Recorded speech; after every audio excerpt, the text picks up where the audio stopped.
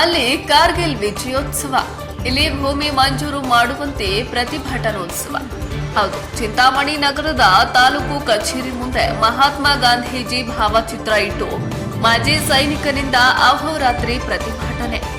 ಚಿಕ್ಕಬಳ್ಳಾಪುರ ಜಿಲ್ಲೆಯ ಚಿಂತಾಮಣಿ ತಾಲೂಕಿನ ರಾಯಪಲ್ಲಿ ಗ್ರಾಮದ ನಿವಾಸಿ ಮಾಜಿ ಸೈನಿಕ ಶಿವಾನಂದ ರೆಡ್ಡಿ ಎಂಬಾತ ಸೇನೆಯಲ್ಲಿರುವಾಗ ಕಾಲಿಗೆ ಗುಂಡು ತಗುಲಿ ಅಂಗವಿಕಲನಾದ್ದರಿಂದ ಅಧಿಕಾರಿಗಳು ಸೇನೆಯಿಂದ ಬಿಡುಗಡೆ ಮಾಡಿದ್ರು.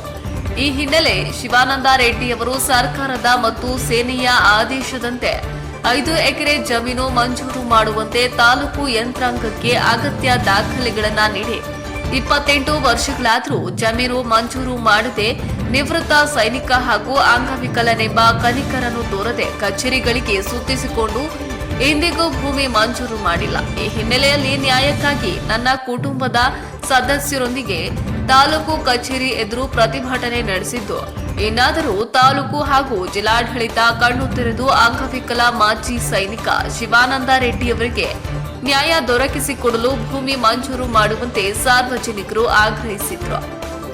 Ravikumar, news bureau, Chintamani. ಮಾಜಿ ಸೈನಿಕ.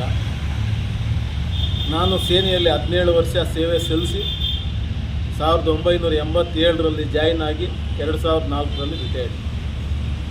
1999 ಕಾರ್ಗಿಲ್ ಸಮಯದಲ್ಲಿ ನನ್ನ ಕಾಲು ಫ್ರ್ಯಾಕ್ಚರ್ ಆಗಿ ನನಗೆ ಕಂಪಲ್ಸರಿ ರಿಟೈರ್ಡ್ ಕಳಿಸ್ಬಿಟ್ರು. ನಾನು 99 ಕಾಲು ಫ್ರ್ಯಾಕ್ಚರ್ ಆದಾಗ ನನಗೆ ವಿಶ್ರಾಂತಿಗಾಗಿ MLRC ಬೆಳಗಾಂ ಕಳಿಸಿದರು. ಅಂದಿನ ಅಡಂ battalion commander colonel MV Rana ಅವರು ಒಂದಷ್ಟು ಜಮೀನು ಮಾಡಿಸ್ಕೊ ಅಂತೇಳಿ 2000 ಇಸ್ವಿಯಲ್ಲಿ ಚಿಂತಾಮಣಿ ತಹಸೀಲ್ದಾರ್, ಕೋಲಾರ ಜಿಲ್ಲಾಧಿಕಾರಿಗಳಿಗೆ ಪತ್ರ ಬರೆದಿತ್ತು.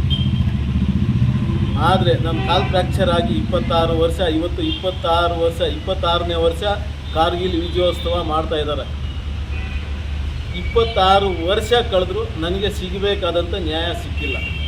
ಅದಕ್ಕಾಗಿ ನಾನು ಇವತ್ತು ಇಲ್ಲಿ ಪ್ರತಿಭಟನೆಗೆ ಕೂತಿದ್ದೀನಿ.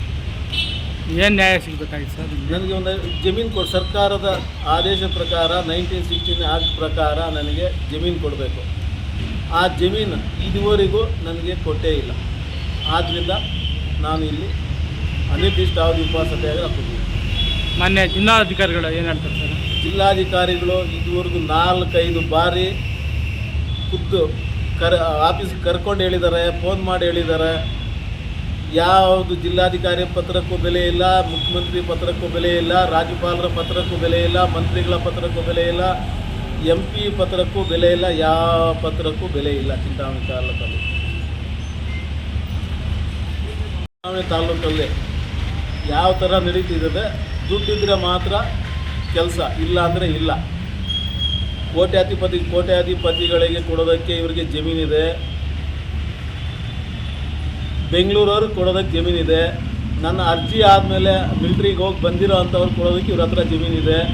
ನನಗೆ ಕೊಡೋದಕ್ಕೆ ಮಾತ್ರ ಜಮೀನು ಇಲ್ಲ. ಯಾಕಿಲ್ಲ? ನಾನು ಲಂಚ ಕೊಡಲಿಲ್ಲ. ಲಂಚ ಕೊಟ್ಟರೆ ಹೈವೇನಲ್ಲಿ ಬೇಕಾದ್ರೆ ಕೊಡೋದಕ್ಕೆ ಇವ್ರು ತಯಾರಿದ್ದಾರೆ.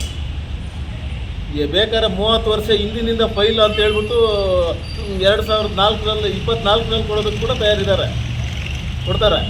ಹೈವೇ ಕೊಡ್ತಾರೆ. ಅದು ನಮಗೆಲ್ಲ ಬೆಟ್ಟಗುಡ್ಡಗಳಲ್ಲಿ ಲಾಸ್ಟ್ ತಾಲೂಕು ಬಾರ್ಡ್ರಲ್ಲಿ ಕೊಡೋದಕ್ಕೆ ಕೂಡ ಇವ್ರಿಗೆ ಮನಸ್ಸು ಬರಲ್ಲ.